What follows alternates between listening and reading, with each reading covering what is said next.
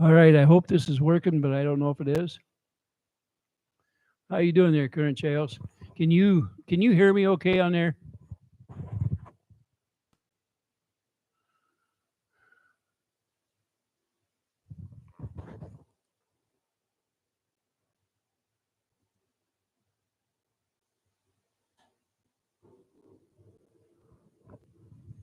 Great, great.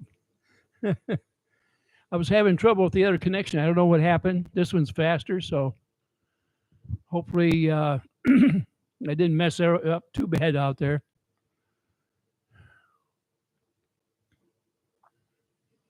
Okay, great, great. What I've got some police reports, and unfortunately, the reports, even though they're were for your requests, they're not redacted, so they've got addresses on them.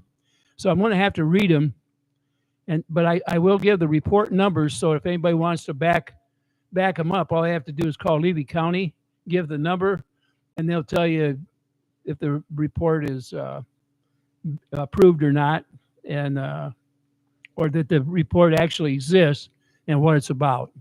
Okay. All right. First, let's see who all's on here. Current Chaos, hi.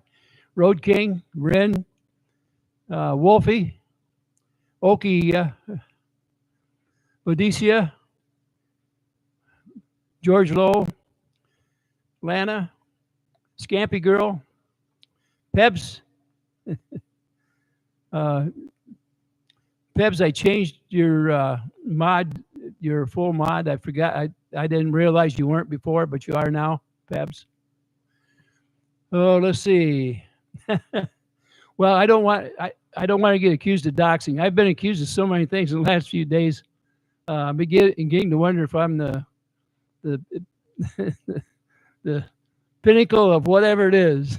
But people seem to like to say crazy things. If you remember back, hi Carol, I see you're on here. Uh, see if I can get this. Let me get this off from here so it is.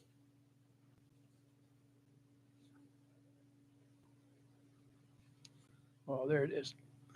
Okay. A while back, there had been a report, and Jeremy had had it, I think, on his channel. Some of the others did too. And it had to do with an incident report where Lynette had called in that Jeremy was taking videos of her. I don't know if you guys remember that one, but it happened back in 12/16, just before Christmas, a week before Christmas. And so I want to go over it to refresh your mind, your memory. Now, this report is report 241-247-97. Okay. And it was done by the Sheriff's Department. McCallum Jr. is the sheriff there. Let's see.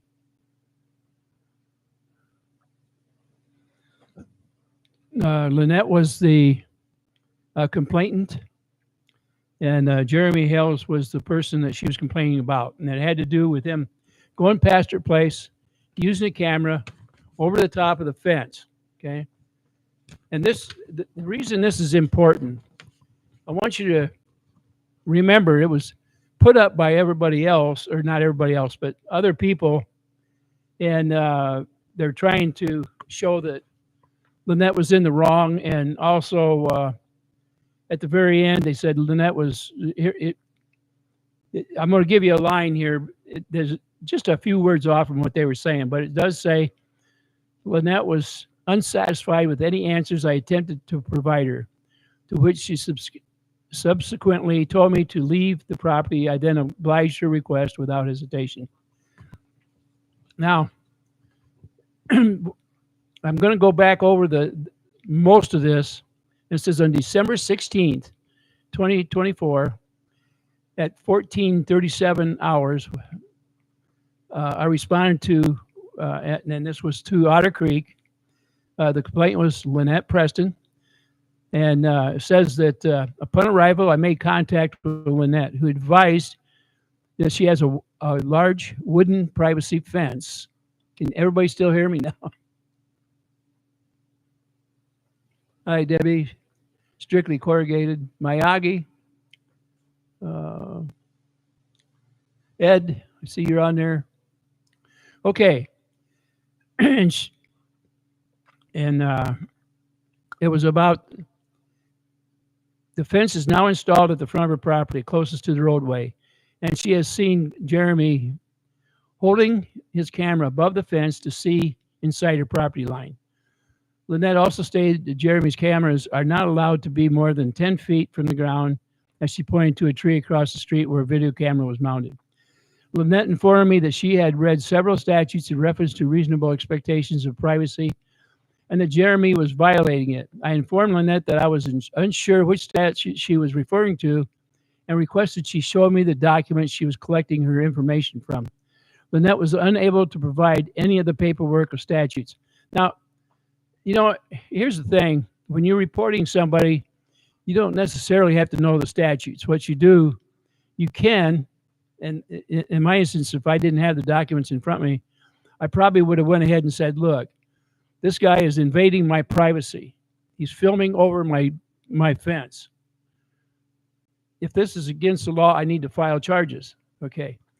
That way, this deputy would call in to make sure what the law states. But in any case, he did say, I did inform Lynette of the Florida statute 810 period 145, which defines a reasonable expectation of privacy as being circumstances which under a reasonable person would believe that he or she would fully disrobe in privacy without being concerned that the person's undressing was being viewed, recorded, or broadcast by another, including but not limited to the interior of a residential dwelling, bathroom, changing room, fitting room, dressing room, or tanning room.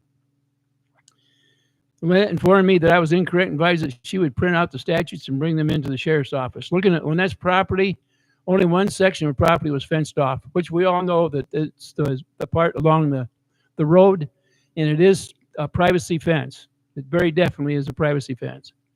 And from the road, you cannot see inside her property without raising up over the fence. The other thing is that from the other two sides, that is private property, and you can't film from private property to private property without some sort of permissions.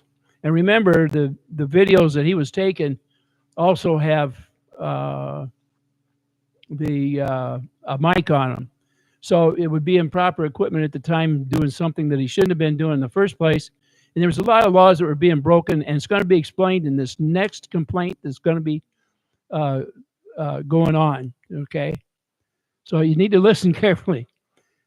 I then attempted to explain to Lynette that she wouldn't have much of an argument for reasonable expectation of privacy when 3 out of 4 sections of her yard were not fenced in with privacy boards, and that it still wouldn't meet the statutory parameters according to Florida statute, of which she exclaimed that she wasn't worried about the neighbors, she was only worried about Jeremy recording. Remember, it's trying to get something like this down because this is, no matter how you look at it, a form of harassment. When somebody goes by your property on a regular basis and tries to get you on film, and in particular, if you have a young child out in the yard that's trying to play.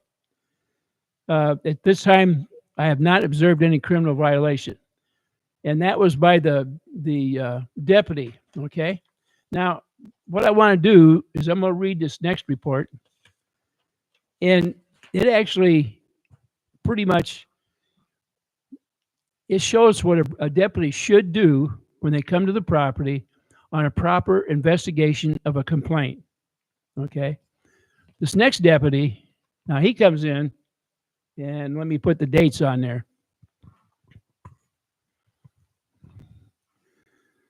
This was on 1/19, that's January 19th of this year, 14:42 hours. Okay. Violation No contact order. This was done by Jeremy. Okay. Now, a deputy was sent out there, and the offense, contempt of court penalties for violating protective injunction against violators. This was against John Cook, and the filing was by Jeremy Hales. Okay. Now, I'm reading it directly off this report. Now, for you guys that have a pencil and you want to know what it is or you want to go back on this, the report number is 250-102-43. Okay? This one's going to be interesting. By the way, it's an 8-page type deal, so and I'm not going to read all 8 pages. But it does give the kind of the parameters around it. It comes down there. By the way, on the incident offenses on the first page, okay, it says status unfounded. Okay? In other words, there was no grounds for anything to be filed against John Cook on this by Jeremy Hales. All right.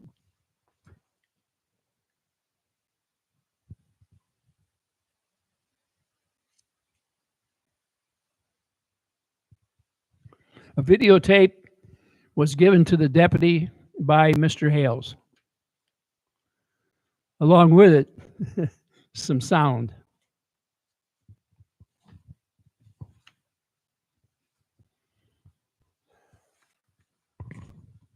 All right.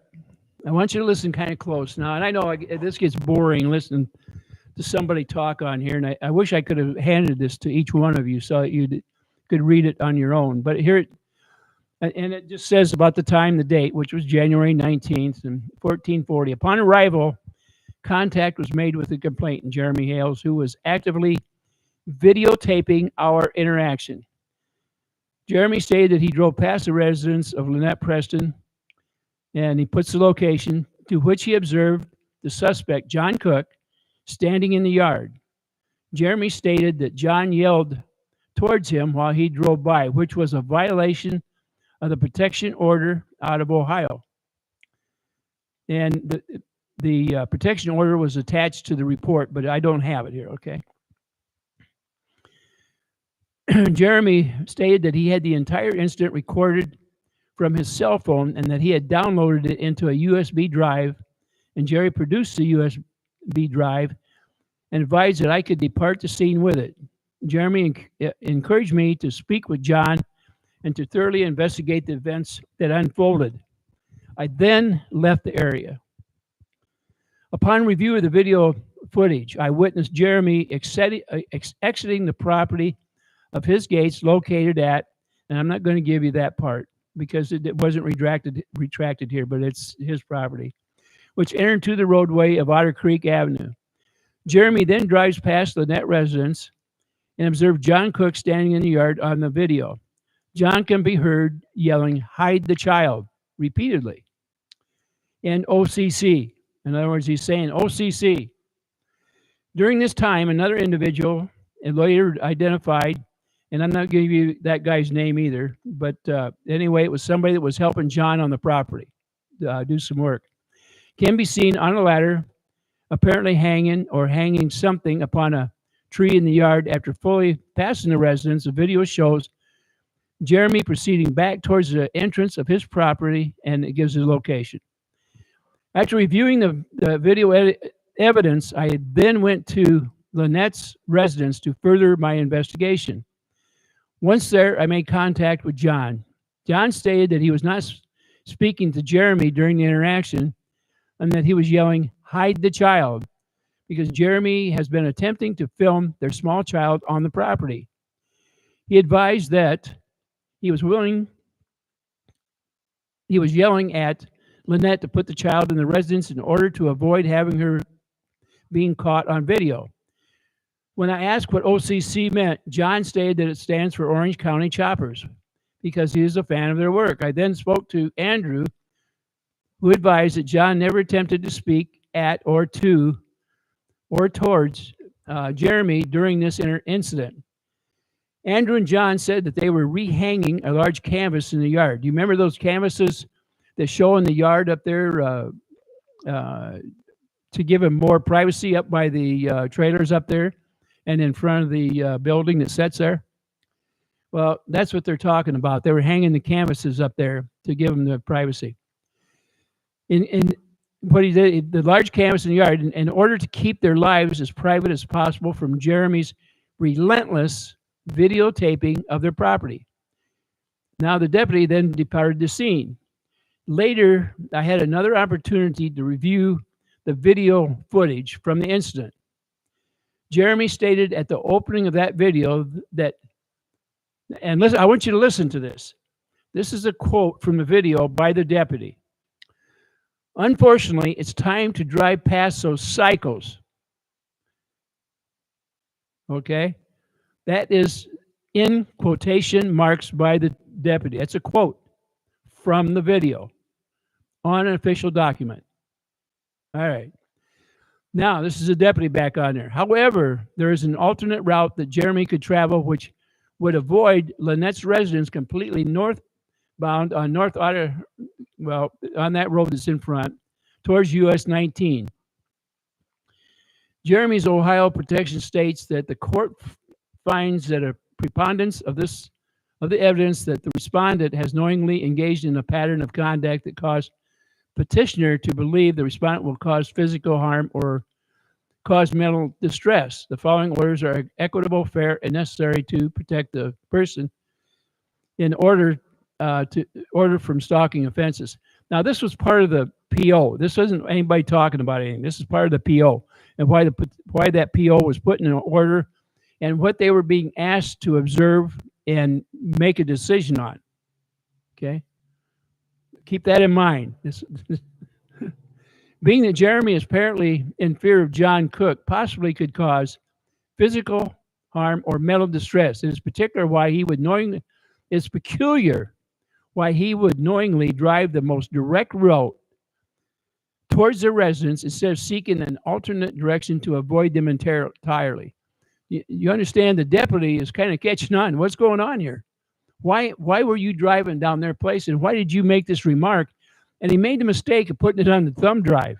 Do you get where I'm coming from now? All right. I'm trying to make sure that you guys get the full explanation of what's going on here. This doesn't always get read off to us out here when somebody else is explaining it. It makes a difference about who is going over it. But when I'm not omitting anything on here other than addresses, okay? And the report, I gave you the report right off the bat, the actual number. And the only reason I'm not holding this to the screen for you to look at is because I don't think it's redacted enough to keep addresses private, okay?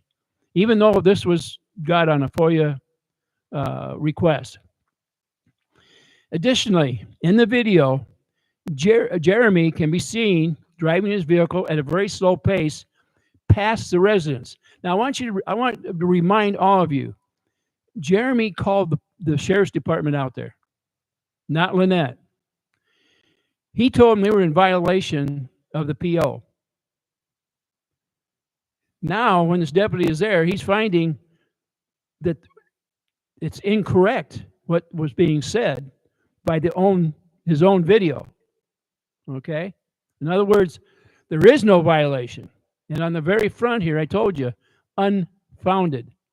You can't get any better proof than this with a video backing it up. Okay. So, here we go. It does not appear as though he is traveling at a common pace, and it seems as though he is deliberately searching for a reaction from John or other residents of the property. Do you get that? That sentence says a lot, doesn't it? Okay. Jeremy stops his vehicle in the roadway to offer a brief narration. During the video, he's recording. And once the vehicle begins moving again, the distance traveled to the edge of southern property, is 511 feet. Jeremy drives this distance in a time frame of approximately 95 seconds. Using the basic formula for discerning speed, distance and time, I found that Jeremy averaged a speed of 5.3789 feet per second, or approximately 3.667 miles per hour. Wow, he was really speeding, wasn't he? 3.5 miles an hour. Alternately, once Jeremy passes, I got to get to the next.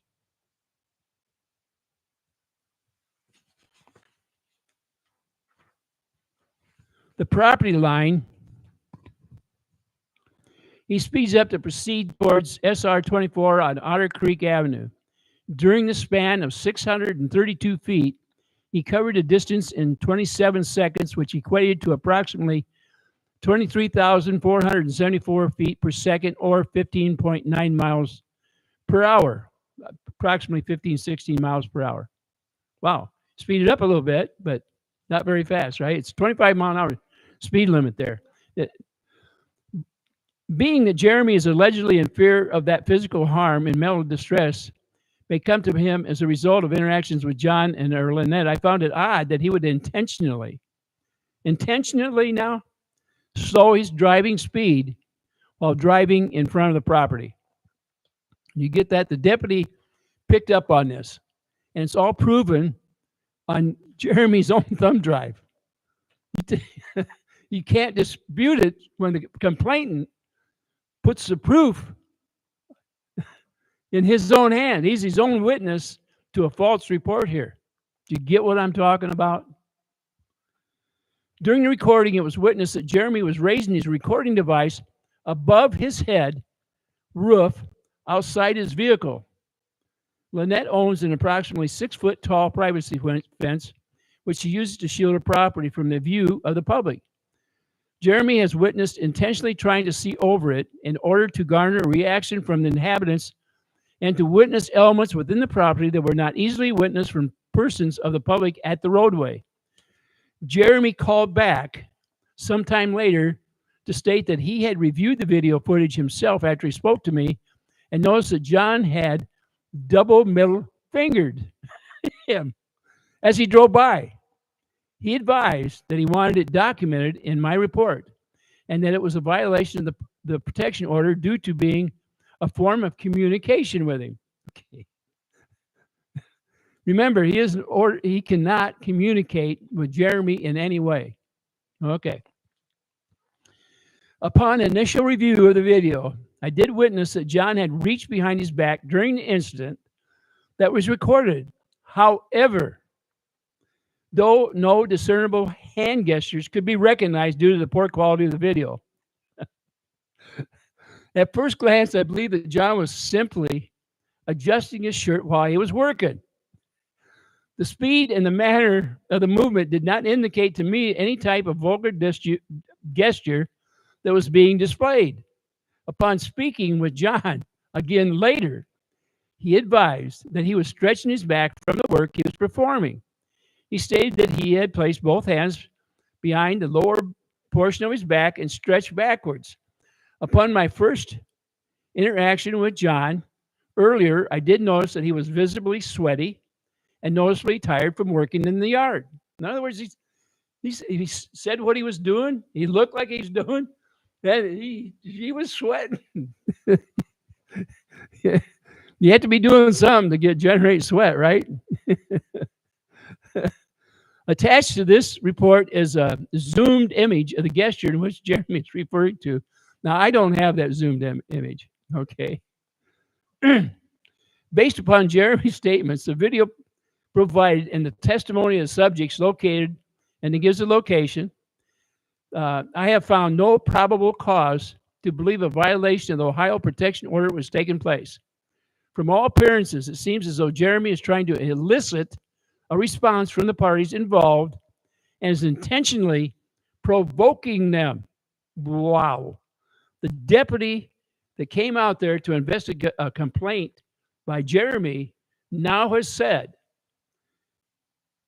it appears that Jeremy is trying to elicit a response from the parties involved and is intentionally provoking them into possibly committing some type of violation. Jeremy does not seem to be in fear of physical attack nor any type of mental anguish. As a result of being in such proximity to the subjects, from all evidence collected, Jeremy appears to be purposely injecting himself into the lives of the other individuals. He's doing it on purpose. My interaction with all parties recorded on my body-worn microphone and my car video was operational as well. These recordings are available through UDE if needed. A copy of the video footage collected was submitted to the file for VIDS folder and attached as evidence to this report. Now, I gave you the report number up there, and anybody can do a FOIA request and get whatever they want out of there. Now, I want to tell you something. The deputy has another attachment to this report. Okay? So I'm going to read it to you.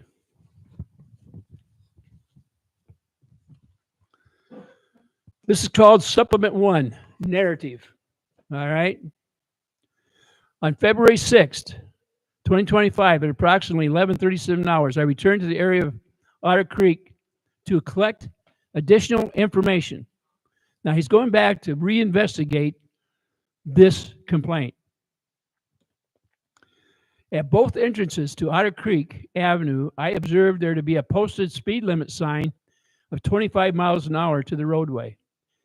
This is a common speed limit in the state of Florida for residential areas. As Jeremy recorded his video, which he did so while operating a motor vehicle. You notice that? That's in there, right?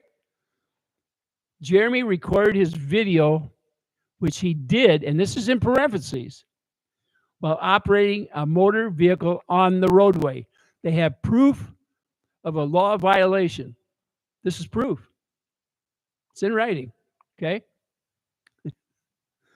His speeds range anywhere from 3.667 miles per hour to 15.959 miles per hour, which is considerably lower than the aforementioned 25 mile an hour posted speed zone he was operating his vehicle within. It should be noted that the formula used to discern the speeds is speed equals distance and time.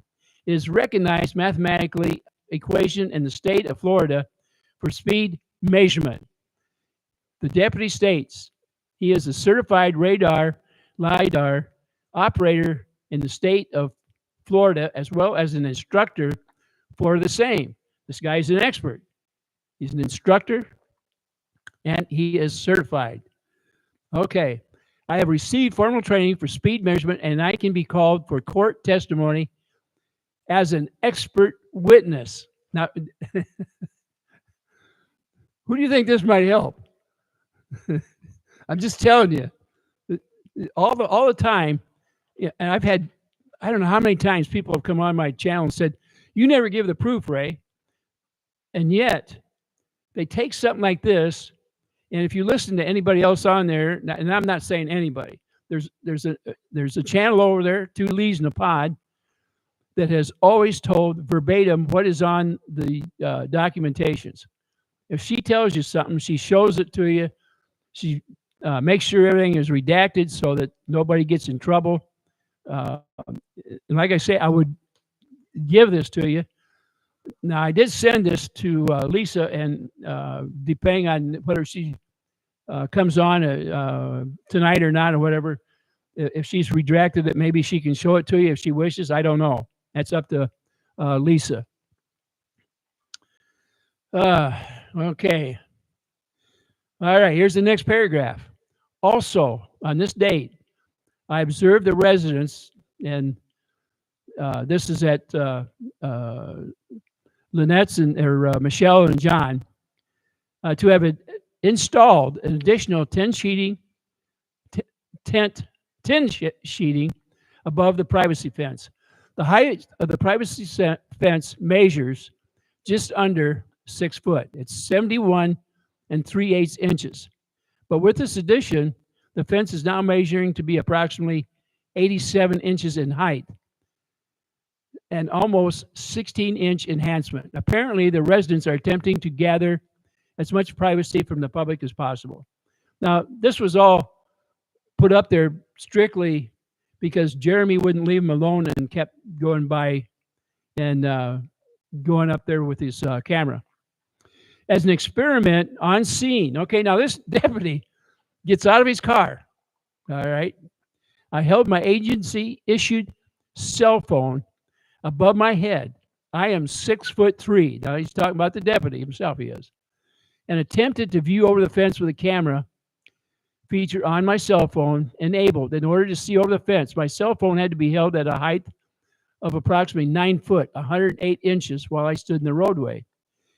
If Jeremy is still operating his 2022 Ram 2500 Laramie, just as he was on 3/15/23, when he received citations issued by the Chiefland Police Department, the height of his truck without aftermarket modifications would be approximately 80.2, meaning that Jeremy would now have to extend an arm approximately 28 inches above the roof of his vehicle in order to see over the fence with the new addition of the 10 sheeting.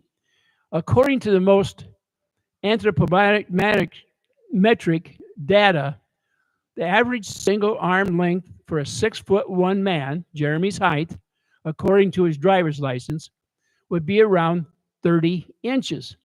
When subtracting the distance from the top of Jeremy's truck to the level of his shoulder when seated in the vehicle, any future instance of this recording video would mean that Jeremy would have to lift himself off the driver's seat in order to extend his arm upwards far enough to see the fence.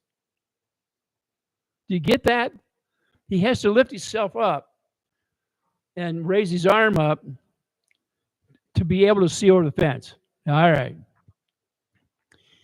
Any future events of Jeremy recording over the fence line will suggest that Jeremy is making a strong effort to videotape over the property line, invade the privacy of the residents, and purposely instigate an interaction from the homeowners. These are not casual encounters of any, okay, of recording individuals in a public setting or an argument for videotaping for self-defense. Nah, he's telling you, But instead, seems to be a tactic utilized to intentionally create a criminal incident in which Jeremy is seeking law enforcement to intervene.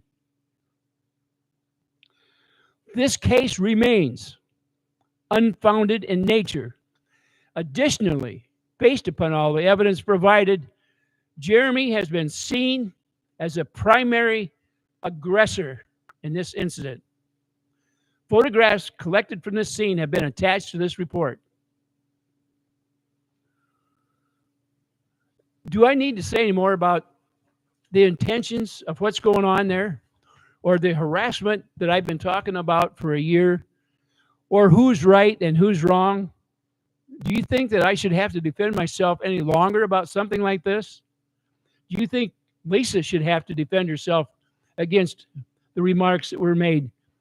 We have a trained officer that has pretty much put it in perspective as to what's going on. And if you look on there, he can, for his expertise and advice, he can actually go to court about the speed, and then we can also ask him about what he feels the intention is at the time. This is a trained officer of the law that's used to looking up incidents, and he goes up there and says, here it is, here it is. Now, I'd like to take a few minutes. I just like to look at the chat and just ask you a few questions. Now, you guys have been watching me for over this subject for the past 6 months or 7 months.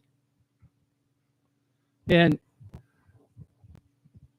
I've never, or anybody else that we've been talking to, has never formed anything like what's going on over there, what is called the echo group of people that have a circle of reading documents over and over and over. And it hasn't been too long ago that I've been drug into a court case. Okay. I'm being sued because of my opinion. And my opinion isn't any different than the report I just said. So I ask you this. Are you going to believe myself when I come on here or the things I've said to date? Are you going to believe this officer that wrote this report? Remember now, you can check it out yourself because I gave the report number on there. Not a problem. Maybe we can talk Lisa into putting it on there on her screen, so you can do a screenshot if you want. I didn't redact this. It came to me this way. It was gotten under a FOIA request. It's the way it came from the Sheriff's Department. These are open records, okay? Anybody can request them. And the people that have read it to date, other than Lisa, may have not read it correctly. I read every single word to you out there for you to have an opinion. I don't know if a person needs an opinion on a report that was written explicitly in great English. I mean, I understood it 100%. I don't think there's a whole lot of explanation to it, but quite frankly. I think we now know what the intent was. The intent was put on the report. We know who the aggressor was.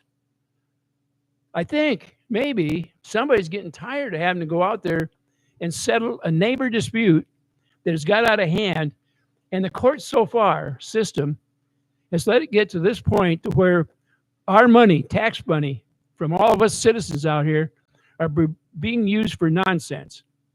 Because quite frankly, the charges are being pointed in the wrong direction. And if you think that John and Michelle aren't being harassed, I would like you to go back and listen to what I told you on here from that report. It's as plain as you can get. All right. What do you guys think? Do you have an opinion? Let's see it. And if there's a couple of people from the Kool-Aid drinkers that have an opinion and they want to dispute it, I invite them to go down to the Sheriff's Department and dispute it with that deputy that come out to the property. Tell him who you are and tell him why he's a liar. Go ahead, try it. Oh. All right. Let's go down here. I'm going to slow it down to where I can read it, but this officer sounds like a future investigator. I believe that he already is. Most sheriff's departments, well, actually, they are all investigators. Some are better than others. All right. Let's see. Let's go down here. Wonder if the Hales echo chamber will cover this police report. They've had all kinds of chances. Remember, this happened over a month ago. So, when we think about things like this and the reports that have been out there and the way they read them, remember, I didn't write. I gave you the first report of a deputy that went out there, did a quick report, was incorrect as to his assessment of it. And here comes a deputy on the next one when Michelle reports it and says, hey, there's a problem here. And he does a full investigation, and he goes back at a later date to finish the investigation up, and he had the proof, and it was handed to him by Jeremy. What better proof do you need? Oh. Says, hello, friend. Jeremy's day is coming. Chase says, ray of sunshine, spreading the truth. I'll tell you what, I'm going to get a lot of hate mail over this. I guarantee you I will. And boy, I hate to see it, but the proof is in here. Let's see.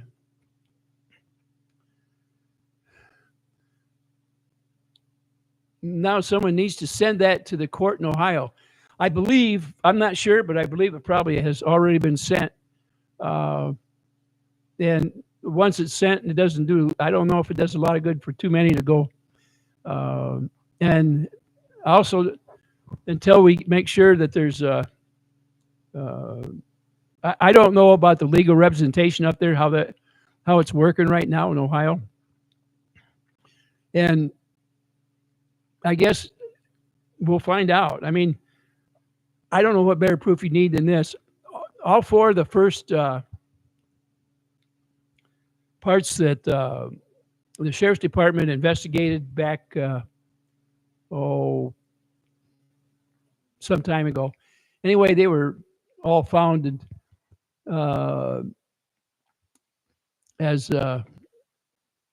not legitimate. I mean, they weren't they weren't proven in nature at all. Unfounded, and those weren't presented to the court back then. I don't think there would have been a PO against John and Michelle if those would have been in there. Two Lees is what I missed. Well, Lisa, I read the police reports that I sent you a copy. I hope you got them. But anyway, I went over two of them that show the difference in deputies, how a report should be written and how it was written. So I did put that up. Unfortunately, the addresses aren't redacted, so I couldn't hold it up in front. So I gave the case numbers, and I still have two more to go. But all right. Melody says, I wonder if he regrets filing a lawsuit against you and the others now. No, he does not. He is still asking for information, and he has these reports. He goes in there, and every time one is filed, he certainly has this one. Because remember, Jeremy made the complaint. He's the one that handed the thumb drive to the deputy. He's the one that explained his side first. The deputy investigated it, and it was a lot different. Now, us out here, we've looked through it, and we know that sometimes when we look at the version that he's giving, not sometimes, but most of the time, in my opinion, he builds things into a molehill. And a half-truth, I don't care what you say, is a whole lie. It's either truth or a lie. And when you go in there and you tell a half-truth, it's a lie. And these reports that I just read off to you, and I showed you the difference in the investigative nature of two different deputies and the length that the one, when he went back, he decided, I'm gonna find out what the heck is going on. And here the guy has him a thumb drive thinking, yes, sir, I just rolled over another detective, another deputy.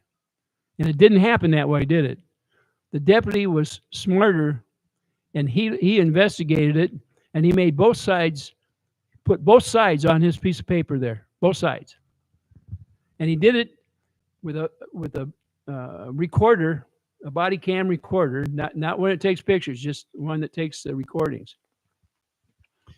You can't ask for better proof than that in a court action. Okay. Ray, you sound pissed, man. No, I'm just saying. I'm doing it out loud. I'm not mad at all. The only thing I was upset with is there's too doggone many people out there that try to call me out for not bringing any proof. And I'm sick and tired of being called a liar or an old man that doesn't know what the hell he's talking about.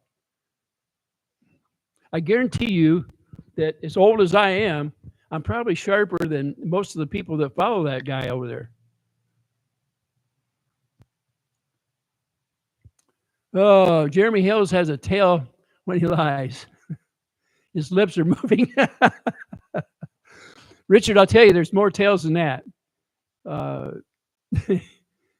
You obviously know if somebody's telling a lie and they tell you it's the truth. Do you ever watch their head? It's hard to hold your head in place straight if you're telling a lie. It has a tendency to do this. In other words, he knows it's a lie and he's telling it on purpose. And it's hard not to. What I found out is when you're watching Jeremy's live, the best thing to do is catch him at about 26 minutes in, 25, 26 minutes, certainly before 30 minutes. And you'll see that his control, he starts losing it. You'll also notice in the last few months, he tries to give the BS up front.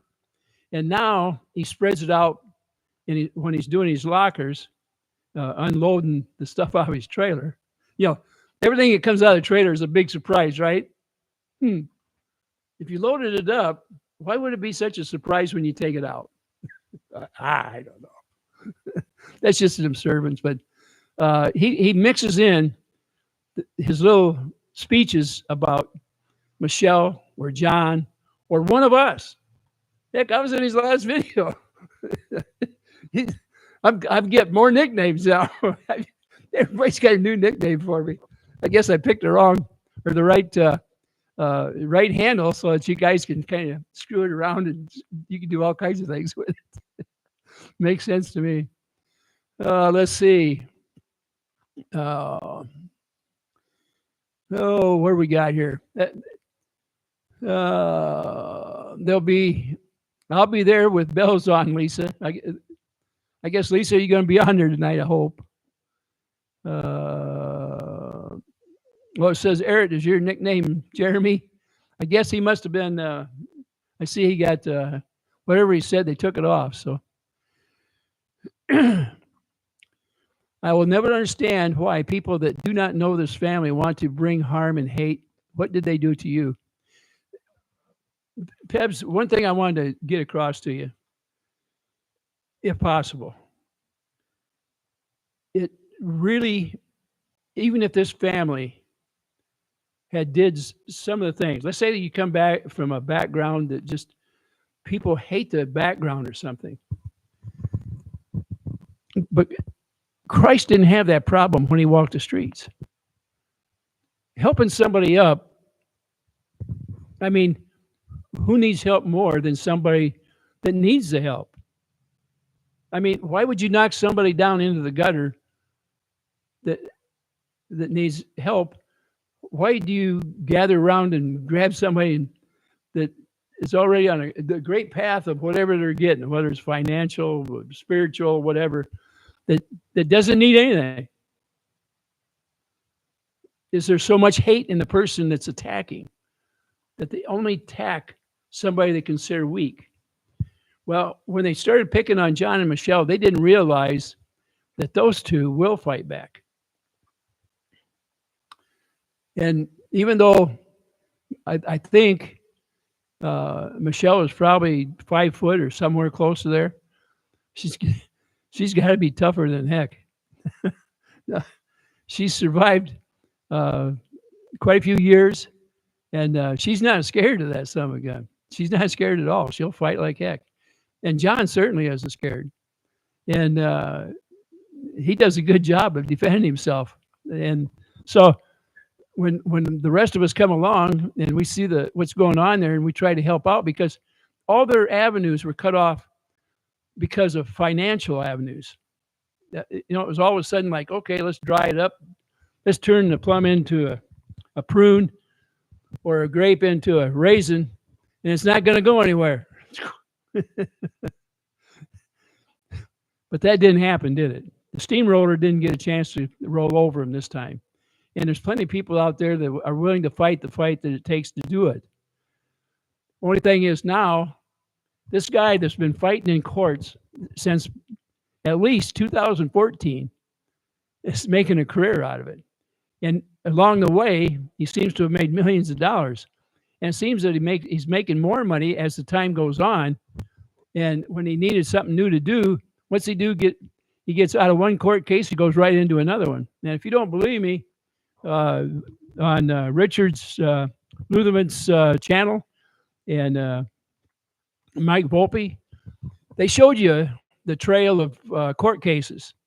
And they explained it pretty thoroughly. And they showed you how many years the case was before a judge between Jeremy and his family. So I don't think you need any more proof than that. I mean, here it is. And now we're going into another millennium of court cases. Now it's picking up speed, though. There's more people in there. So we'll see. If you notice, it's something that could have been settled in about 2 times in front of a judge at the very most. It's now going on 2 years, multiple judges, and it hasn't stopped, and there's more coming up. You tell me. If that's not litigious, what is it? Oh, let's see. Tully just said, hi, everyone. So say hi to Lisa. Ohio judge needs to be told by police, so renewal can't be done. The stalking Walmart video for police store with Travis also. Let's see. John and Michelle have suffered from Germ's daily stalking. I'm just reading off the thing here, so just for you guys. Everybody's saying hi back to Lisa there. So, oh boy. Lisa, you must be famous. I've heard about you somewhere down the line. I've heard about you.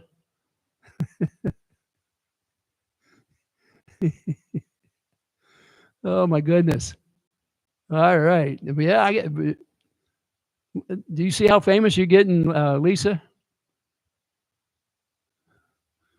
Boy, this thing is, boy, there's just so many people on here right now. It says here,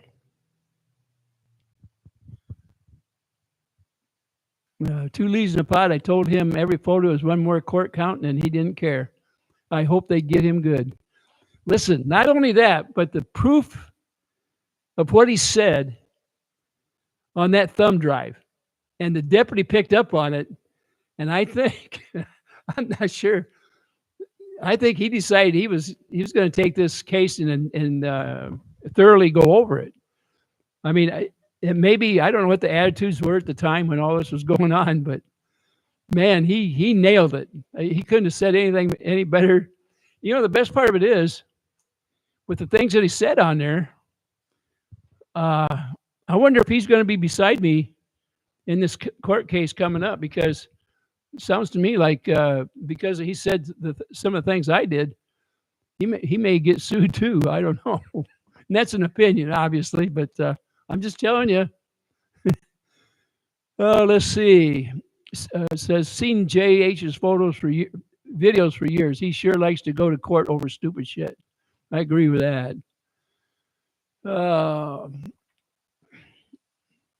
Spreading the truth. Love it. Let's see. Lisa's famous because Germ is a huge purple fan of hers. Let's see. Wolfie says, thanks for sharing the info, Ray. I'm not done. I got 2 more pages. I mean, 2 more reports over here. Yeah. I just got tired of going over it. I wanted to see what's going on here. It's kind of hard to watch the chat and talk over a piece of paper, so I thought I'd get on here. Says Ellen says, hi, Bearded. Pam said, hello. Hi, Pam. Hi, Duchess. Oh, let's see. Oh, let's see. Court is just a bullying and scare tactic for Jeremy. Well, Ed, I wish I could just say that, but I'm going to tell you the monetary return of the court system so far for these little antics on the Sunday live has sure made money. And if you go back and look at them and see the amount of people that watch those, you're going to see that it bumps up quite a bit.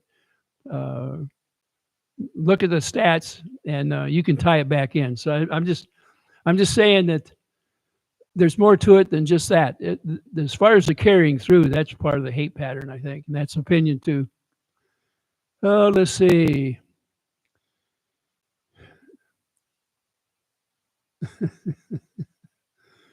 Have the feds arrived at Otter Creek yet, like Jeremy promised 10 days ago? That was kind of funny, wasn't it? I don't understand all that, but I must have missed something. There for a couple of weeks, I didn't go look at their different channels. I just got so tired of it. It was just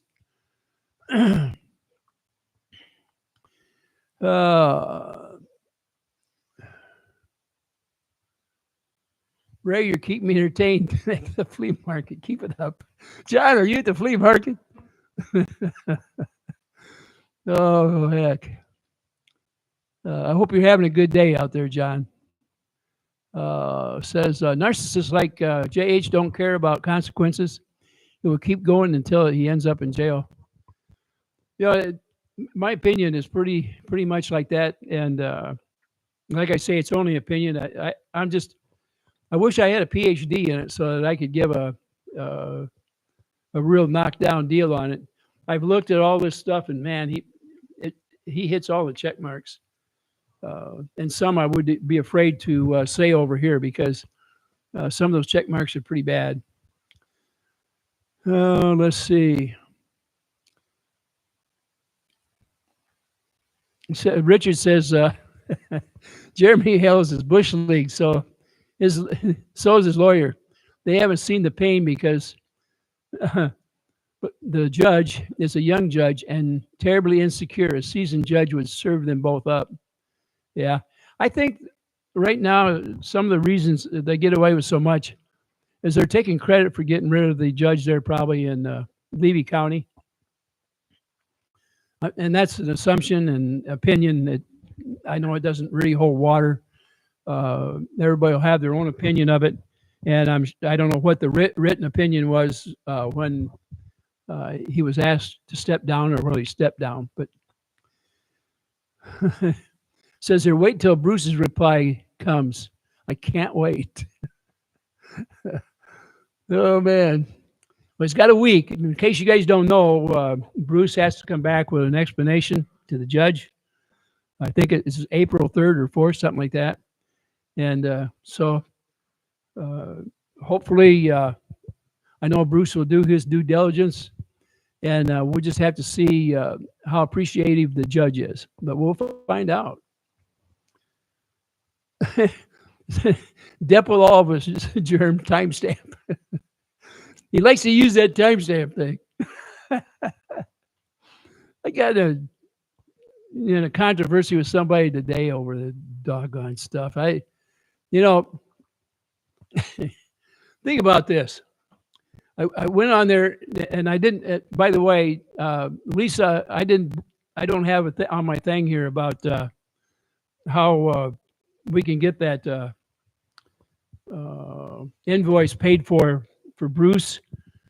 I have to go back off to go get it and come back on. But if you happen to have it at hand, would you post it for me, please, Lisa? If not, I can do it either later tonight or tomorrow morning or something. Anyway, one of the things I wanted to get across here was to help Bruce out, pay an invoice. And the more we get the word out, Bruce has took this thing on, and even though he's doing it pro bono, there's other expenses that come along with it. And when the lawyer that's going pro bono has to dig in his pocket, it makes it pretty tough. And that includes travel and all kinds of stuff. And I told you that I wouldn't be monetizing my channel, and I still feel that way. And when I ask you to help out, it's a heart-giving thing that I'm asking you to do. I feel bad when I look out there, and what brought it to home partly was when there's a dedicated video out there the other day from Jeremy asking his people to gather evidence for him and do the timestamp and do the work that would normally be done by whether it be a law clerk or a dedicated lawyer to just nothing but gather evidence. And quite frankly, it should have been Jeremy in the first place. And he said he had all our videos, but he needed the timestamp. So he wants people to be clerks for him, get the timestamps, which, we're talking, it's a huge task going through all that. And I've been through similar things like that before with the IRS. And it's no fun, and it's hard to do. And when you're in the courtroom, it's even harder to bring something up randomly. And from what I can see, if it gets before a jury, there's going to be a lot of this stuff back and forth, action, reaction. And I don't know how far a judge is going to let it go or where he's going to stop or who he's going to stop or who he's going to favor. It's hard to think in the future, but we've got Bruce out there, he's standing alone by himself in this case, the federal case, and it's the first case up there that's trying to defend John and Michelle. And there you go, right up here. It says to help with MP and JC legal fees by invoice. It is, well, the HTTPS / www.paypal.com slant, and it's a POOL/9CGR5P6DN. Now, this will be, this chat thing will be back on here so that you can see where to get it from. And hopefully we can get it posted tonight again on 2 Lees.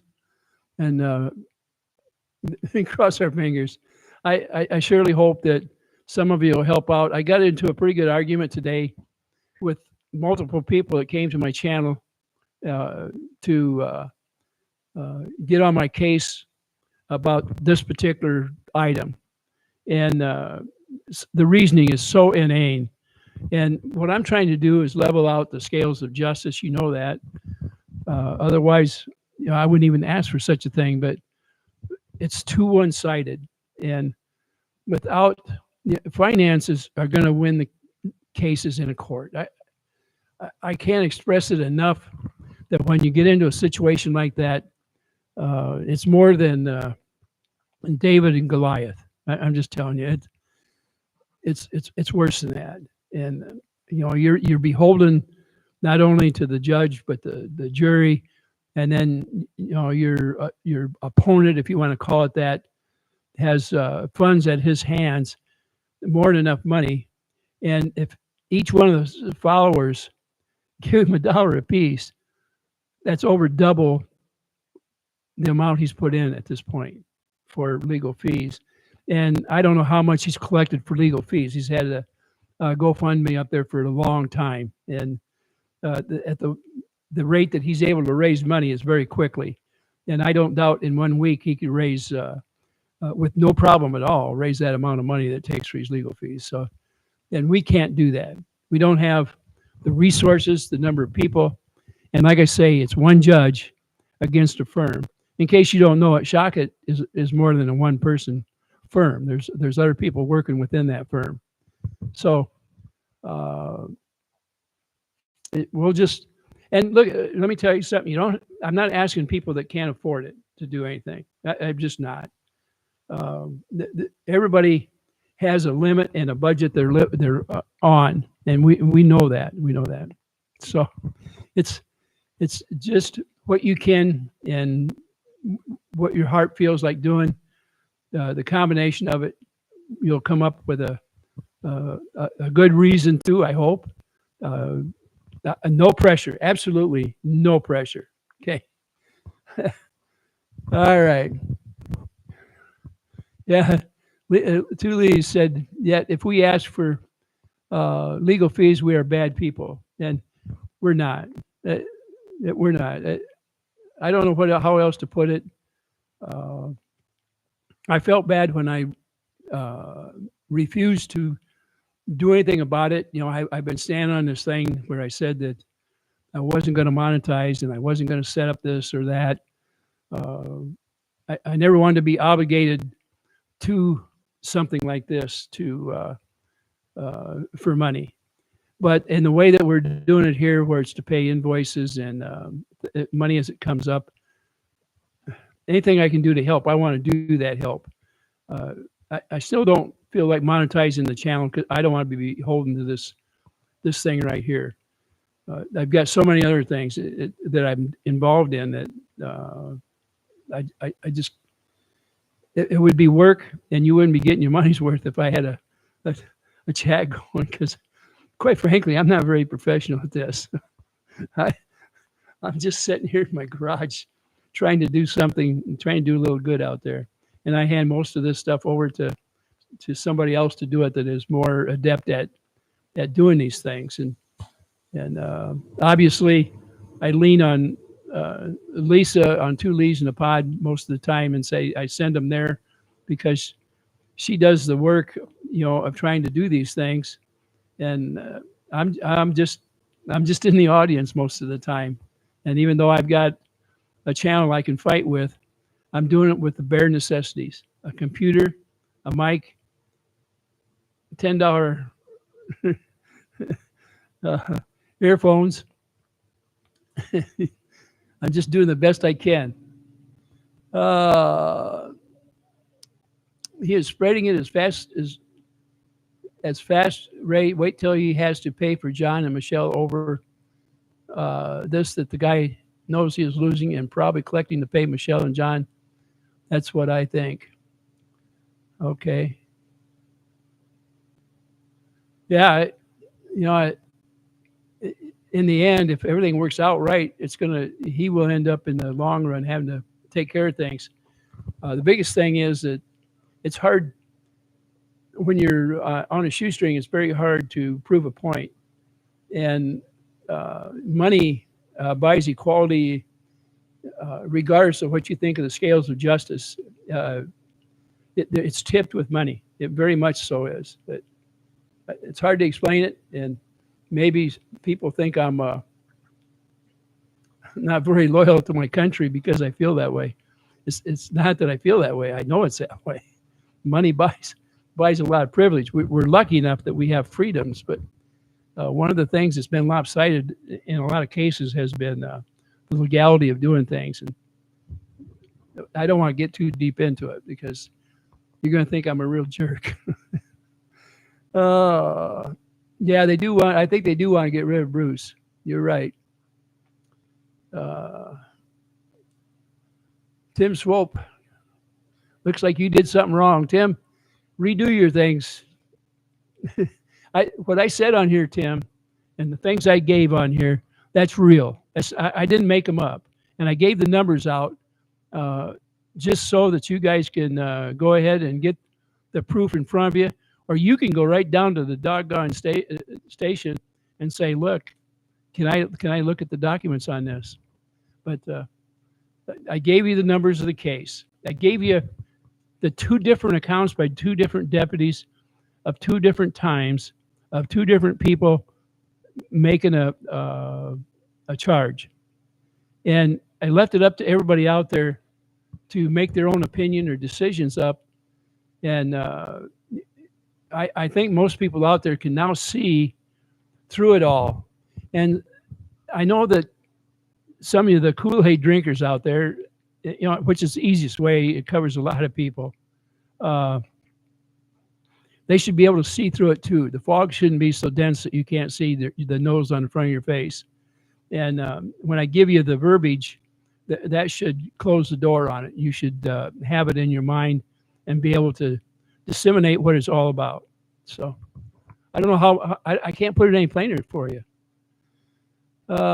Give time to think about his comments. Tim, give Tim. Okay, good. He said Bruce is too good. He is good, Marla, and he's good in more ways than just being a good lawyer. He's good-hearted, and he's doing everything he can to defend somebody. And he's not a rich man. Yeah, they just see. Yeah, here you go. It says they want to leave MP and JC with no attorney. They're doing their best to get him knocked off. It's pretty sick. Before you're done with one case, you start another case and use the new case to try and knock the attorney from the old case. If that actually would happen, that would change legalities forever. That's open up Pandora's box, and that would cause more starts than anything you could do in this United States. That is unconscionable for somebody to do that. The scary part is when Jay Itch is eventually defeated for his actions, he will not accept that ruling, and his actions may amplify. According to Jeremy, he has protected all assets with these LLCs. So I would say you could probably take him at his word. And I looked, when he said that, I looked at how hard it is to extract from an LLC. Jeremy is right about it. It's pretty hard to take.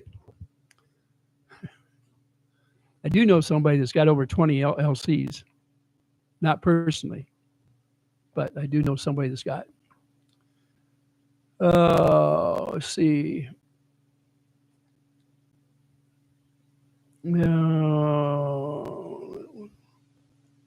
Says what I will show tonight was one officer. Okay. It's probably the one I showed.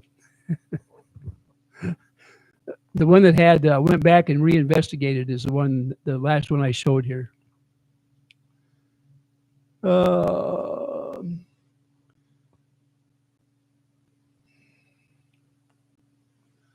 one about the privacy fence. Yeah, that's the one I showed. Yes, that's the one I showed. It was the one with the deputy measured how fast Jerem was going down the Creek Avenue and how high this camera would need to be to film over it and the whole works. You can see the lie right on Jerem's face. Any other trolls lurking out there want to say something stupid? You know, I don't know how anybody could put it any simpler. And Lisa has went over the documents like this over and over and over. And the people still want to argue about it. And then when they go over the documents, the verbiage seems to change a little bit. Some are left out, some words are added or deleted to change the meetings. And you know, that's an old trick. Double talking won't win the case for you. It gets people maybe on your side because of the way you bring it. I did not change the verbiage on this. None. It's all there. Proof's in the pudding.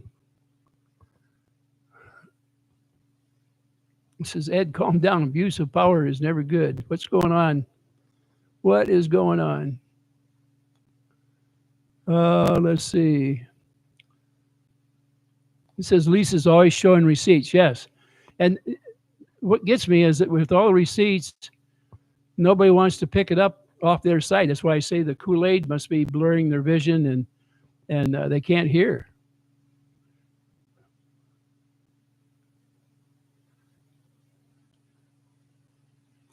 It says here, you will see where it came from, the lie, the officer really trying to do his job, the stress, the results, all in one. Let's see. Darwin, you said you're a troll in training, but you said that last week. You ought to be trained up by now.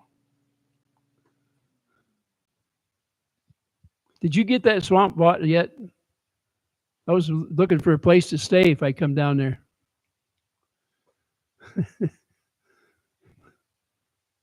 Miyagi says the report was so good, Ray, I'm going to watch back again after. Oh, let's see. Somebody said, am I invisible? Dare to dream. Okay, I didn't see you on there. I'm sorry. But you're not invisible. It's just I was having trouble finding everybody. Sly Cat, you lost your message. I don't know what's going on, Sly Cat, but if you listen to from the very beginning on mine, I read the report verbatim, give you the timestamp on it, give you the number on it. I'm not BSing at all. It's all on there. If you don't believe me, you can go to Levy County Sheriff and get the report for yourself. Just fill out a FOIA, and they will gladly send it to you. You can also request the thumb drive for the videos. And I told you what Jeremy said on the video. I think that set the whole thing in motion.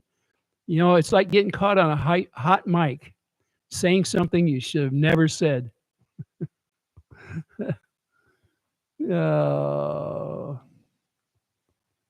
When I first found Tu Lee, she was simply asking for proof that MP was stalking JH. 8 months later, there is still zero proof. That's what's. Oh, yeah.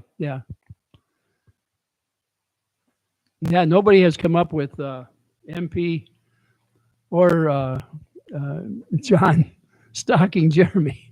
Matter of fact, remember what I said on the statement, what that officer said on this thing about who was the one doing what to who and who was doing it purposely. It's in there in two different places. And this guy even went back to reinvestigate the area. That's how serious it is. And to the fact in the paragraph that Jeremy was driving down the road, taking pictures while he was driving. It's quotation marks he puts on there.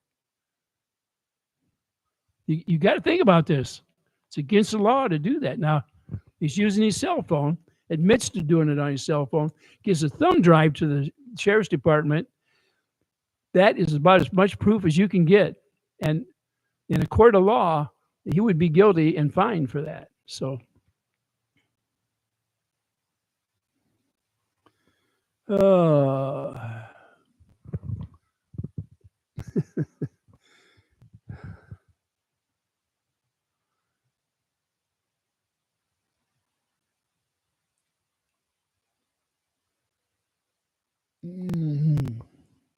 see what else we got on here. Marta says you're going to take a nap before the show tonight on Thule's. You know, there's been a couple of times where I fell asleep while I was watching. I didn't mean to, but I'm up very early in the morning. So, matter of fact, I've gotten up before and got back into the watching it before she got off. So, not too many times though.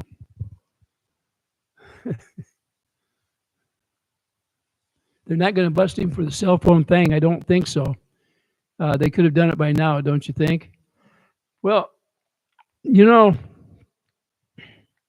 because of the proof on there, if you get that thumb drive, don't you think you can press charges as a citizen? The time hasn't run out on it.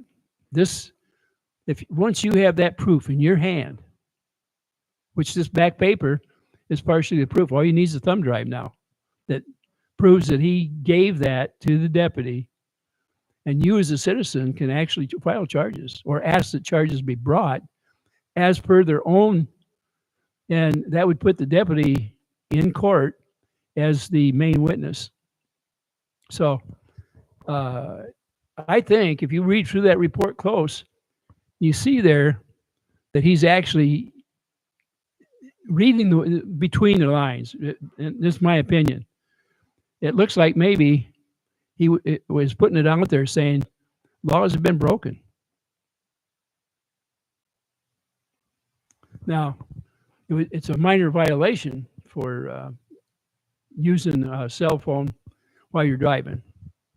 And but if a car would have been coming in the wrong direction down the road and he had to pull over quickly, then they would have got him for reckless driving as well. And there's multiple charges. Reckless driving, depending on how bad it was, it can you can get your license removed. So there are consequences for doing things. But like I say, that is proof that it's been done once. It's in parentheses. The deputy's name is there. The timestamp is there. So there's nothing more needed if a person wants to write a ticket out.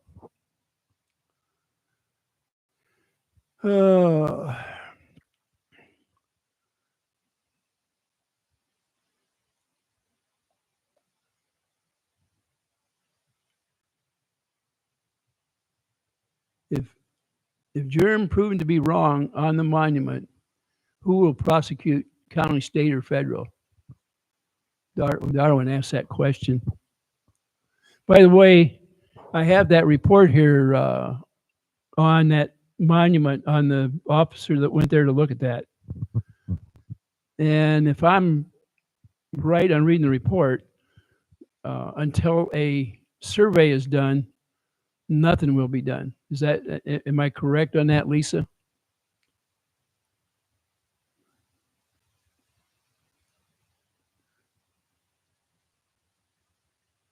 Oh, one more question I had. Since this is a two-party permission state, on that the other day when Jeremy was talking to his neighbors, was that is that really a legal thing that he can do? And I mean, it seems to me that since he's trying to pick on them, putting part of it up there like he did, and saying that he had more hours of it almost sounds like a threat. And the fact that I believe he was trying to sue those two neighbors as it is. To me, does it look that way to you as well? I mean, I'm just asking, but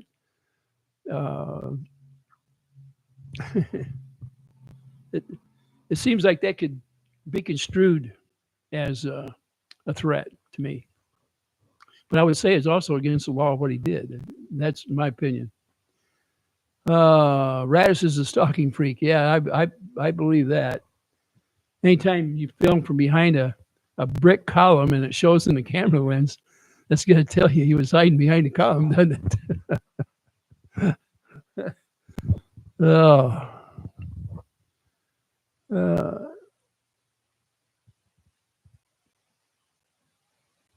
She explicitly told him not to video them too.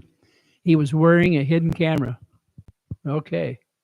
I was wondering, I don't know what the laws are on that, but I would think they would be pretty strict when you do that, especially in the state of Florida, because they really call it out. And if she actually said that, that would make it worse yet. So it says no, he cannot video without permission.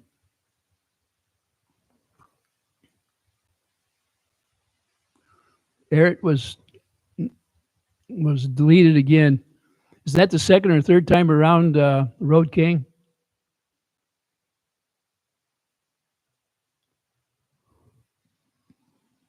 Good. Go ahead. Yeah, if somebody's on here and you have to delete their message, if they do it several times, it's time for them. Just get them out of here because they shouldn't be on the channel. That once is enough when we're trying to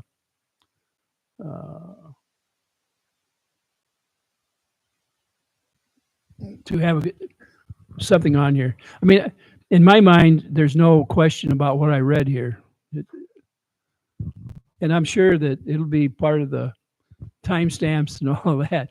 There'll be a long timestamp on there, though. That's for sure.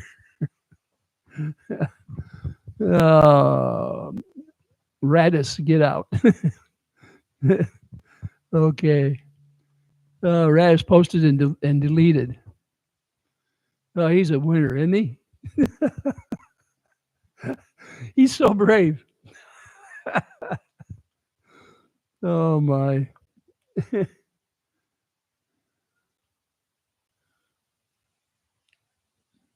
The fact that he was the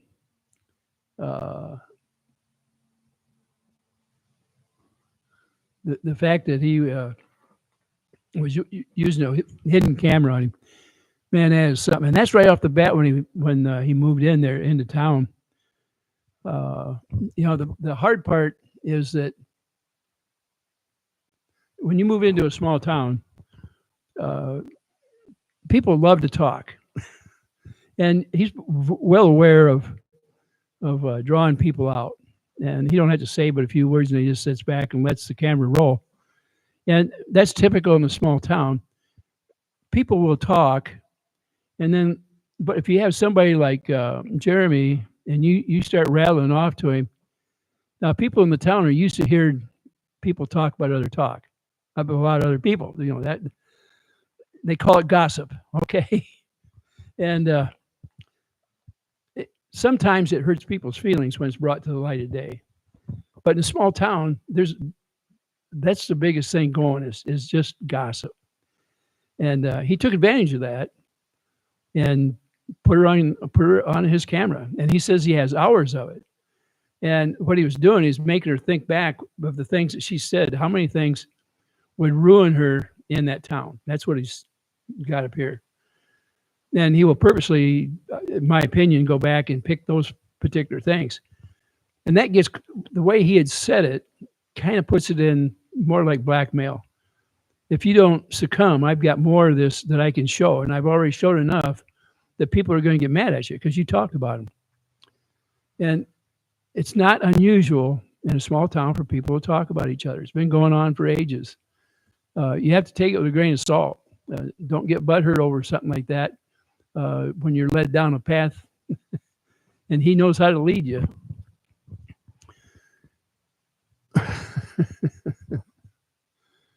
Timestamp screenshot. Thomas walked to Tat and he fled to his vehicle. He didn't run though. I mean, he didn't go there till somebody distracted Thomas. And as soon as Thomas turned, he was gone. We're talking about Radis, by the way, people out there. Patty says, hi, all. Let's see. Rat is going to wish he'd fled when HIOS gets arrested.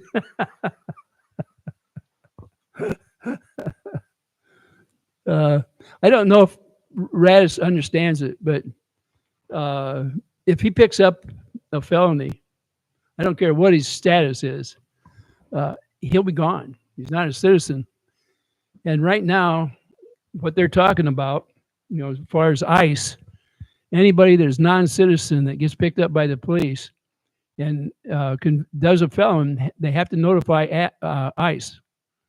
And if they don't, they're breaking a federal law. The people that don't notify ICE. So cross your fingers that this yo-yo, in my opinion, if he does break the law and they see his status, citizenship status, ICE will get a call. And if it's felony, it's bye-bye.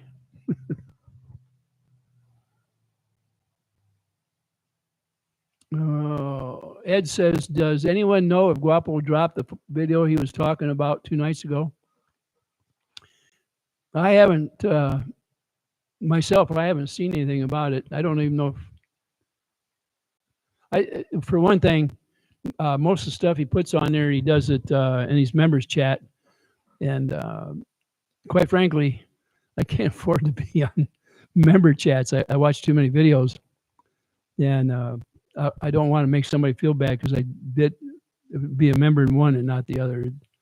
I don't want to be unfair to somebody. I'm on limited amounts as it is. Lisa and folks, I did put the reface shorts on my channel. Guess it's time to start putting my stuff up now. Thanks, Ray. Was scared too, and him doing it.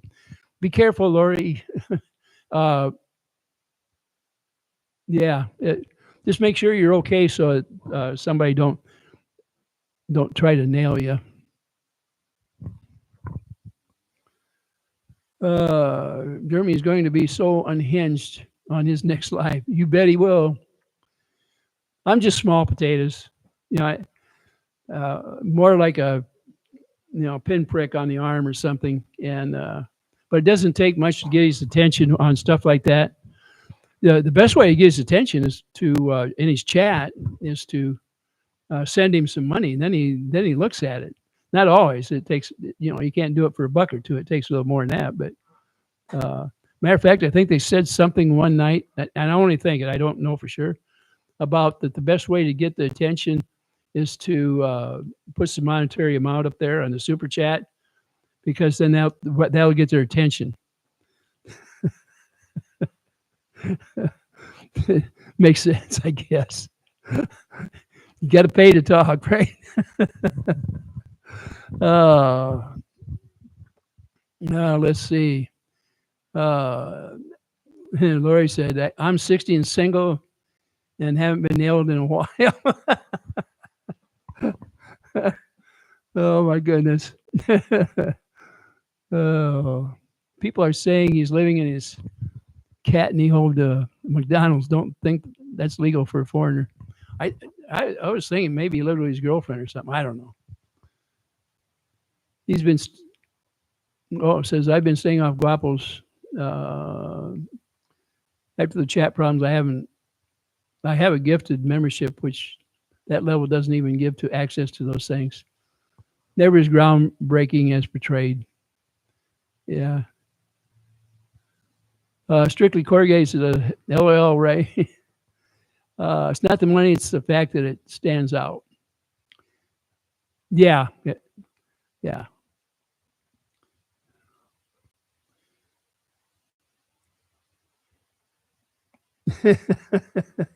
About the alternative. The only way the comments are read is if you pay. They kind of insinuated to that.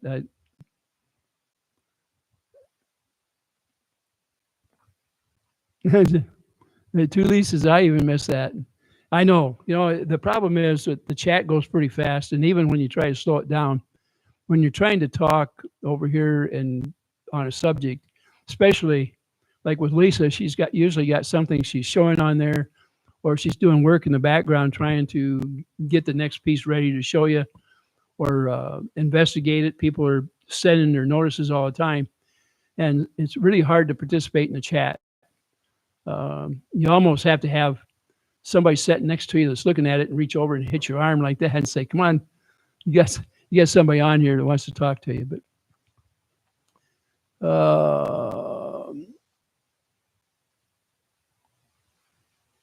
looks like we're winding down a little bit. Tam Tam says, "Hello, I just jumped on. I don't know if. Let me see what else I got here.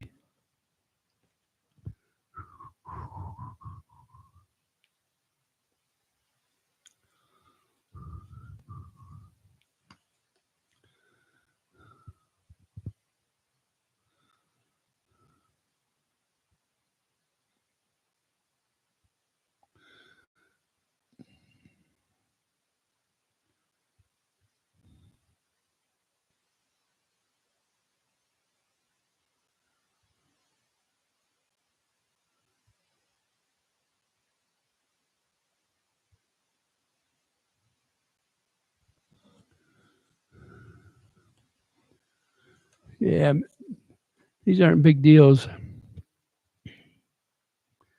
But we'll have more on here and see what I got."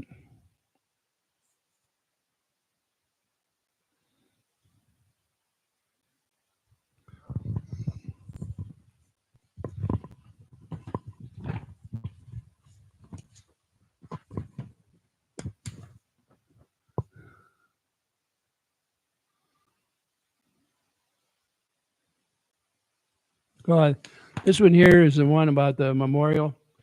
But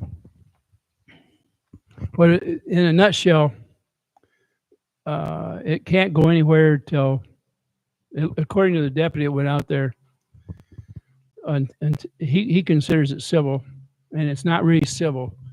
But until there's proof of property lines, he probably can't do anything. But with all the proof of the video, if a survey is done and then they make a complaint, I would think the sheriff's department would then have to issue warrants for Jeremy, I would think. And maybe Tina and her husband or Lisa maybe later on can give us an update. Yeah, it says, Lisa says that's got a story too, Ray. Richard Luthman, Marla, that is a clean, believe me. Looks like Argos the dork, his message deleted. Well, we got a few around here yet that don't believe, or did they just come in late and didn't get to see the information? The truth is the truth, folks. I'd give you more on here, but I think I'd rather let Lisa explain about the memorial thing. It was one of them that was sent to me, but the end result really isn't the end. And I'd be going over stuff that you're already aware of, and I don't want to wear it out.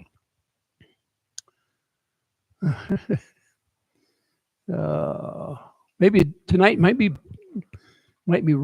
rocking and rolling. I don't know. What do you think, Lisa? You got a lot of stuff to go over tonight.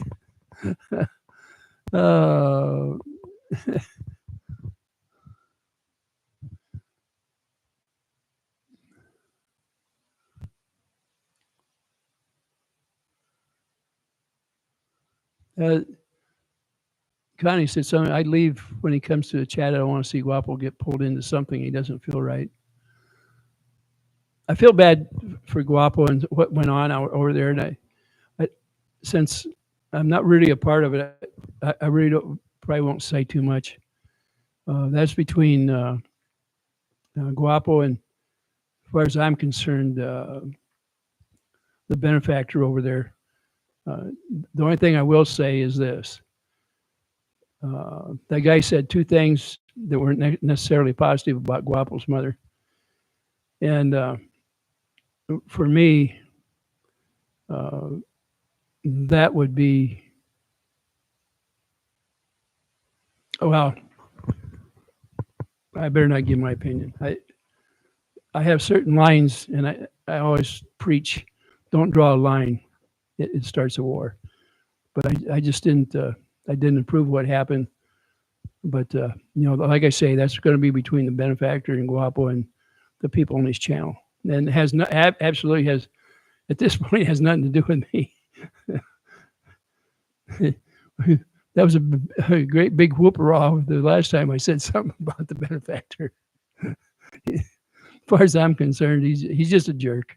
I think he used funding to start problems, and he did everything he could to tear a channel up.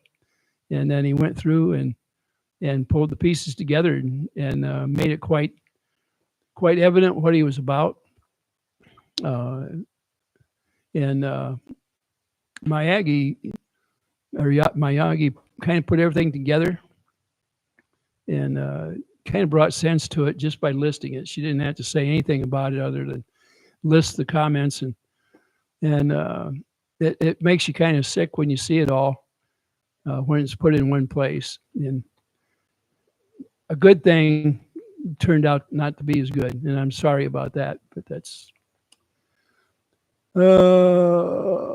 Richard said you missed the scholarly discussion on the border. Oh, let's see.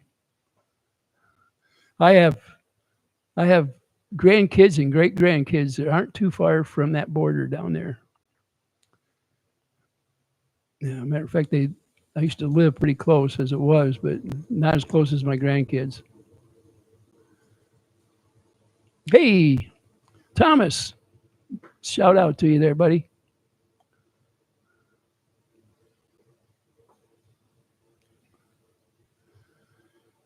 Oh, let's see. Living a country life. Hi, everyone. Thomas says hi to everybody out there. Looks like he just got in here just now. Oh, no. Didn't Jerm state that Ohio was his number one home? Just wondering, because I just seen where he stated Florida was his number one home. Ohio's second. Curious, wasn't that how he got the Ohio courts? Yeah, it is. By the way, if I remember right, because my neighbor was a snowbird down in Florida, and he's very careful about not spending one day over 6 months, and it had to do for tax reasons. He said that if he spent one day past 6 months, then Florida would recognize him as being a resident of Florida, and he would be paying taxes there instead of in the state that we're in. So, and I don't know how much time Mr. Hales spent in Florida last year. If he went over the 6 month line, Florida is always interested in to know when a snowbird overstays their 6 month status. So.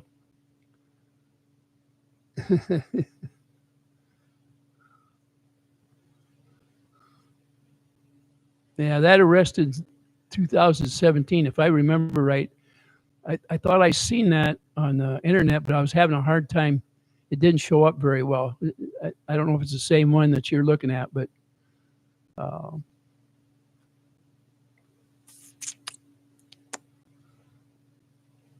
he was saying some video is coming of 19 minutes of truth, but he wasn't posted anything yet. I give you about as much truth as I can. I mean, we've got somebody who's been working on this stuff for quite a while down there. And he certainly investigated as much as he could. He gave us the report. He wrote down everything that he found. I think it was a good one.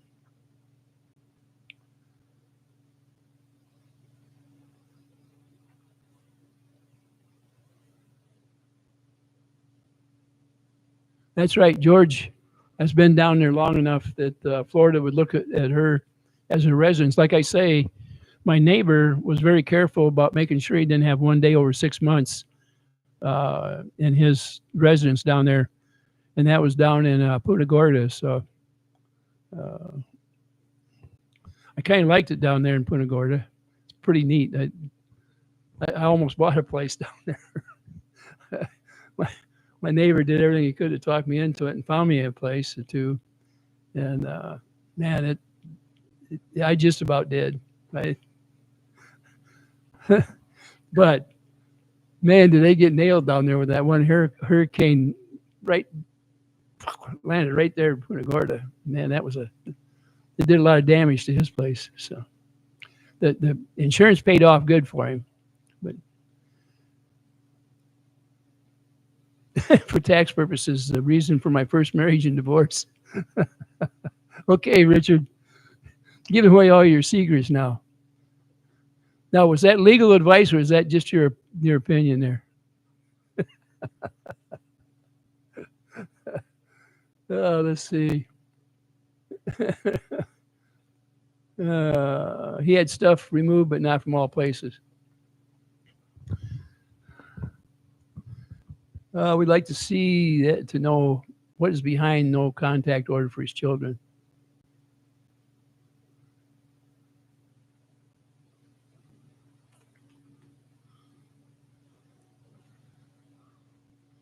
His son had said something a little bit about that stuff, so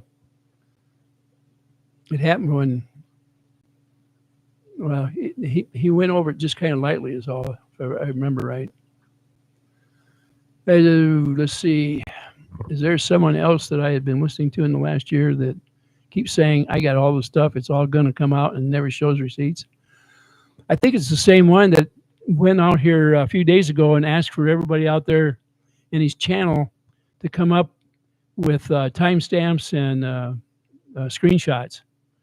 The same guy that said he had it all. So, and I got beat up on it specifically about that when I went on and said that I was going to talk about how we can help Bruce Maskin out. And it's not really an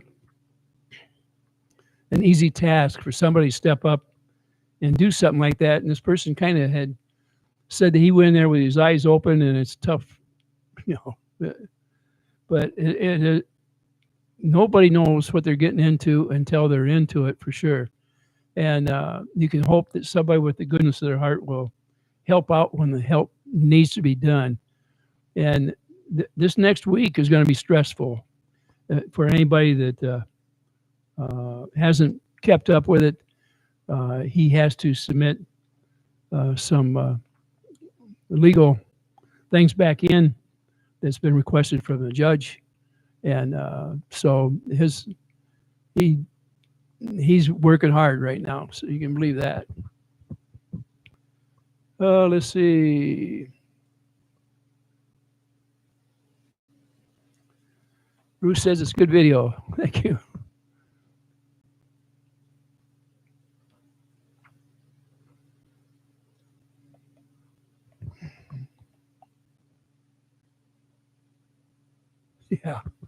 Yeah, you're right, Lana. He sure plays the part of the being picked on. Everything that he's said about precedents, it seems, in my opinion, obviously, on that, because you always have to say your opinion on stuff on here. They hold it to trying to say fact when it is an opinion.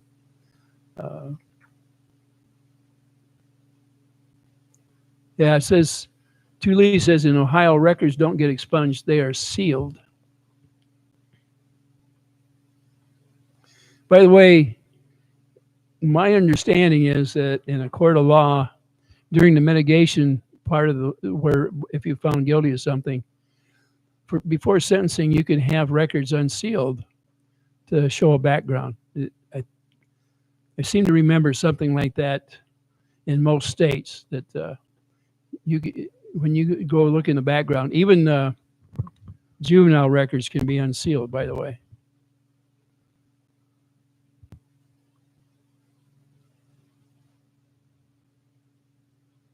I have germ file with receipts, but it's not police ready. It's not social media ready.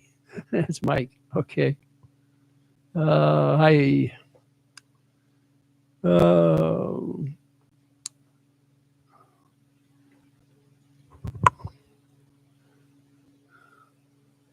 you found thrill message deleted. I got it. Somebody in there. There's still people up there trying to nail us for some reason. I don't understand that.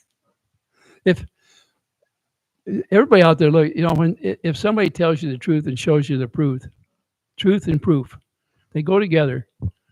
And I don't know where there can be any argument beyond that. I mean, it's just fact. That's all. That's it. And I got so tired of people saying that I wasn't doing any diligent work or anything like that. Uh, it can be done, and although I have to admit, sometimes I get a little lazy on it. I've got so many other things I'm always doing that I don't like to go through all that the mess of going back. And on top of that, usually Lisa is way ahead of me on looking at this stuff. I just dabble in it, and when I see something, I try to say something about it. Doesn't that sound familiar? If you see something, say something. And then he wants to sue you if you do say something. Uh, you would think after all this, he would just stop. Any judge should see the protection order as a joke. Then he constantly provokes outside their home. Then Fox, too, compared this to a kidnapped woman. I guess the best part I see about all this thing is I think about this out there. Now, the judge isn't going to be looking at Jeremy's background unless he goes back into court and this is brought up in some way about what he's doing.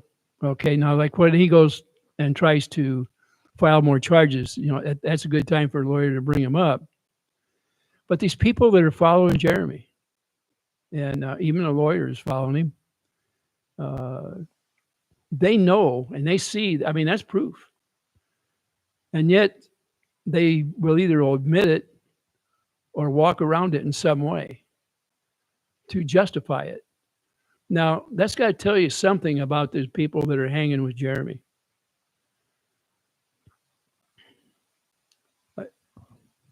I don't know what possesses people that actually, I mean, they have something up here.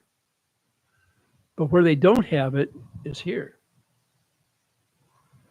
The other thing is, if they're going to say they're Christian in some manner, why are they opposite, acting in opposition of Christians? Why do they do that? To me, it don't make sense.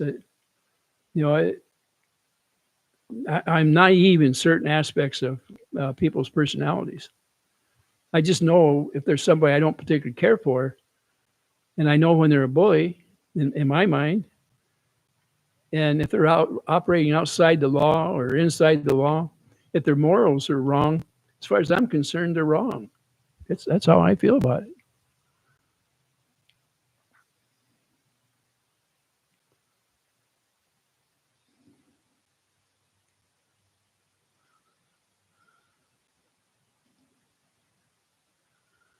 Oh, let's see. Peb says, I found what Bone Crusher's name.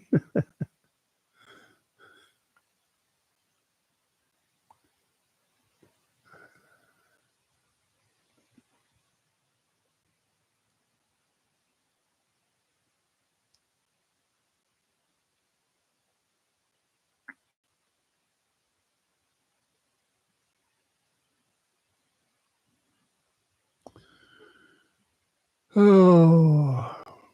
says if you're going to say stuff, and it's say all of it, no more than half stories.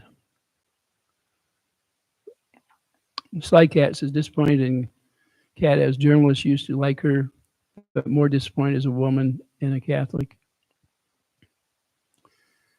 Oh.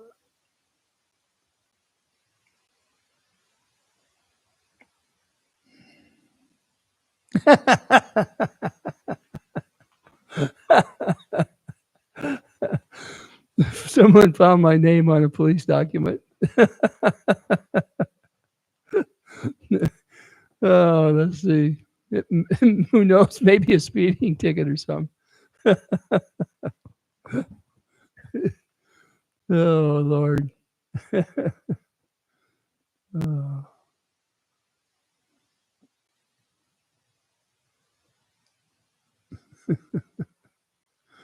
Oh, let's see. I still feel bad. It's who I am, Storm Killer.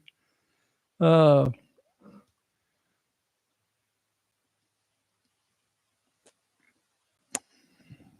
well, I probably should try to call it a day today. I know uh, it's kind of slowing down anyway. Uh, what I'd recommend is tonight, two Lee's in the pod will be on there. Come on over there. I'm sure she's going to have some things going. And I'm glad all of you came in here and you listened. For once, I give you the real documents from real police or real sheriff's department in a real county in a real state about real people. And I give you the document numbers. And Lisa left some stuff there for you to look at so that you can get in there if you wish to help Bruce out on an invoice. It is not a continuous thing, but as expenses roll in, they're outside of the normal realm. I'm sure there'll be things put up there so that people can look at it and say yes or no. It's up to each person, and it'd be a running. And Mother Bird says, "Much love to you as always, Papa Ray." But you are appreciated out there, and I got to at least defend myself for a change. I get tired of people throwing darts at me. They just do it to be doing it, and so for a change, it's better to go and find something that you can actually put out there and say, "Look, how can you dispute this? It's from the authorities. You can do a lot of things, but it's hard to dispute the authorities." Now, one thing I'd almost bet, not only will I get attacked over this, but the deputy, and I didn't say who the deputy was on here, by the way, he will be attacked. And you'll know they have this document because they will say his name. It means that they had the document and didn't read it correctly or read it correctly to you. And when you get it word for word, I'm telling you, it's hard to dispute it. It just is. But it shows the intent.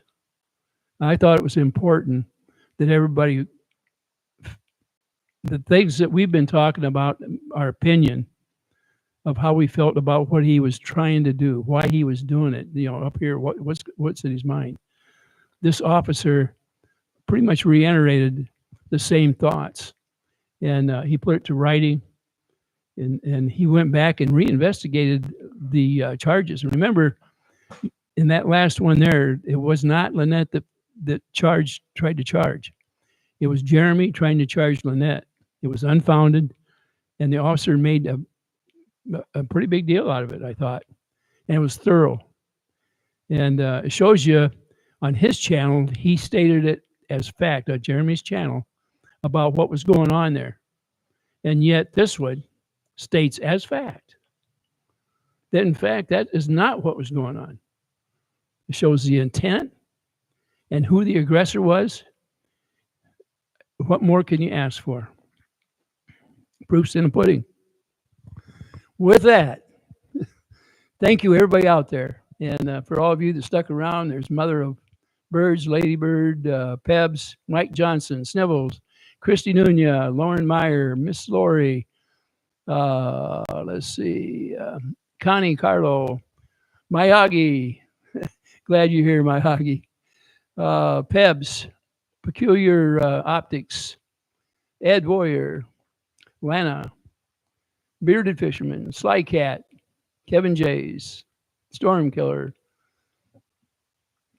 Oh, let's see. Anybody else here I'm missing? Kim, Sharon, Mo Magic, Cindy Clark, Mike McDermott, All About the Alternative, Miss D, Lana Dowell, Bruce.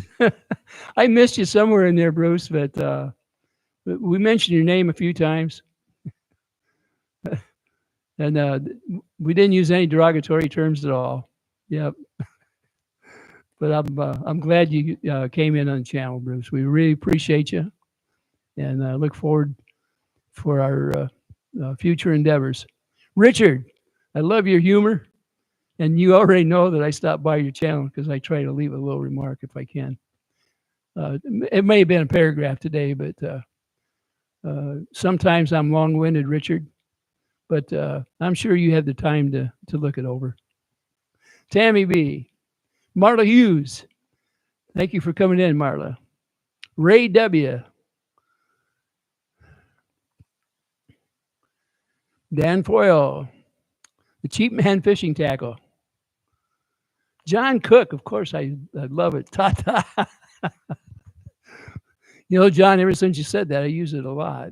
I hope you're not going to copyright me that on it, are you? I hope I have time to or have permission. Christy Nunez, Funny Sunny, Patty, Zelenik.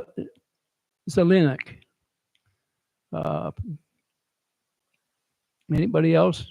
If I missed anybody, Strictly Corrugated.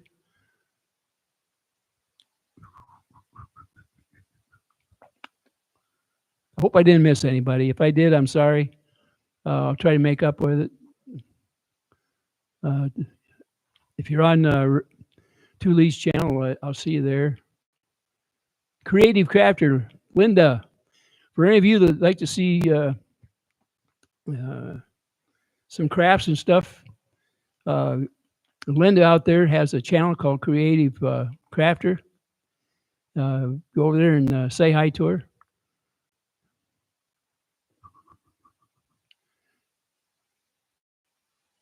She says, Bruce, you're a good man and you are top of my prayer list. Hope the next week or so is not too difficult. He's got a tough week ahead of him, everybody, so it's not a bad idea if you can pray for Bruce. It would be very appreciated. Pep says, ta-ta all. DRD, I didn't see you before. Yep. I think I've hit everybody on there now. If I missed you, put something up there before I get off, because I am all out. All right, everybody. It's ta-ta for sure. And I'm so happy that you came in here. Snivels, I missed you on there. I'm sorry. I did see your name come up different times. I just forgot to mention you. But sorry about that. Monica, everybody, have a great day. Have a great weekend. And for those of you that come on tonight, I'll see you there too. So, love you all. Ta-ta.